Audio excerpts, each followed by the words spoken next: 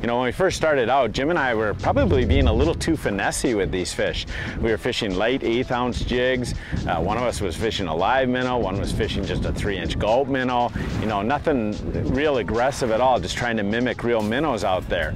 And we were getting a few bites, but what we found out is we went actually to a heavier jig, a 1/4 ounce jig, and then we went to one of these max scent minnows. They got a lot more action to them, a lot more movement to them. It's called a flat-nosed minnow. And what we started to do is actually work our rod much more aggressively to get the action that's triggering these fish. Simply cast it out there, you let your jig drop down to the bottom, you'll actually see your line collapse when it hits the bottom, but then you just reel down and you give it a pretty good hard stroke, but then the key is not to drop your rod tip.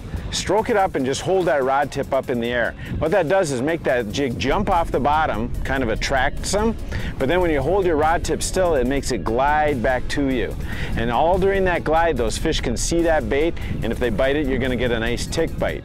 If it hits the bottom, many times they go down and pin it on the bottom because they think it's a dying bait. And then when you go to stroke again, you'll just feel them and your stroke is almost a hook set.